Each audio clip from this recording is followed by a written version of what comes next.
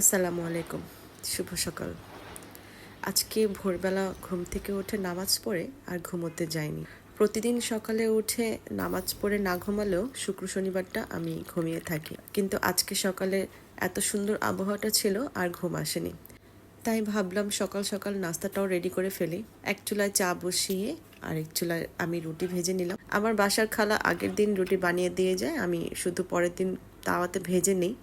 যেহেতু আমার 2 বেলা রুটি লাগে, তাই আমি সবসময় ফ্রোজেন করেই রাখি।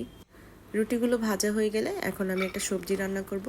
এখানে আমি অনেক রকম সবজি একসাথে নিয়েছিলাম। আমার বাসায় যেসব সবজি ছিল সবগুলো একসাথে অল্প অল্প করে কেটে নিয়েছি। তারপর খুব ভালো করে ধুয়ে হলুদ মরিচের গুঁড়া, আদা রসুনের পেস্ট, পানি, লবণ, একটা পেঁয়াজ আর 2টা কাঁচামরিচ দিয়ে সেদ্ধ বসিয়ে দেব। প্রথম দিকে আঁচটা বাড়িয়ে দিয়ে আমি বলক তুলে নিয়ে এসে তারপর একটু নেড়ে চেড়ে ঢাকনা দিয়ে আবারও আঁচটা মিডিয়ামে রেখে একেবারে সেদ্ধ করে নিয়েছি। ঢাকনাটা তুলে এর মাঝে আমি আরও 2-1 বার নেড়ে চেড়ে দিয়েছি।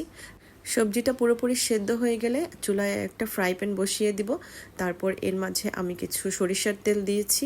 তারপর আস্ত কিছু রসুনের কোয়া ছিল, সেইগুলো দিয়ে আধা চা চামচ কালো জিরা দিয়ে তারপর 2টা পেঁয়াজ কুচি, একটা কাঁচামরিচ এবং একটা শুকনো মরিচ নিয়ে একদম বাদামি করে ভেজে নিয়েছি। এইভাবে সবজিতে ফোড়ন দিয়ে সবজি রান্না করলে রুটি বা পরোটা দিয়ে খেতে কিন্তু খুবই ভালো লাগে। রসুনটা হালকা বাদামি করে ভাজা হয়ে গেলে আমি একটা টমেটো কুচি করে কেটে তার মধ্যে দিয়ে দিয়েছি। তারপর একটু নেড়ে চেড়ে সামান্য লবণ দিয়েছি।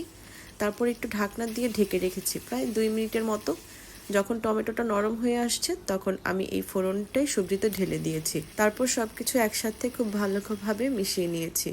এভাবে সবজি রান্না করার পর আমি সবসময় ম্যাগি যে ম্যাজিক মশলাটা আছে সেটা দিয়ে নিই। আজকে আমার কাছে ছিল না, তাই বাসায় যেই গরম মশলার গুঁড়া, ভাজা জিরার গুঁড়া ও গোলমরিচের গুঁড়া ছিল সেটা দিয়েই নামিয়ে নিয়েছি। ধনেপাতা কুচি দিলে কিন্তু সবজিটা দেখতে আরো বেশি সুন্দর লাগতো। যেহেতু বাজারে এখন ভালো ধনেপাতা পাওয়া যাচ্ছে না, তাই আমারও আর আনা হয়নি। এখন একটা প্লেটে সবকিছু নিয়ে আমি আমার হাজবেন্ডকে এই নাস্তাটা দিয়েছি।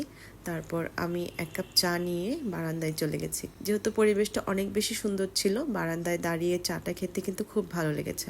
আমার ভিডিওগুলো যাদের দেখতে ভালো লাগে তারা আমার পেজটাকে একটা ফলো দিয়ে রাখবে। আজকের দিনটি সবার জন্য ভালো কাটুক, সবাই ভালো থাকবেন। আল্লাহ হাফেজ।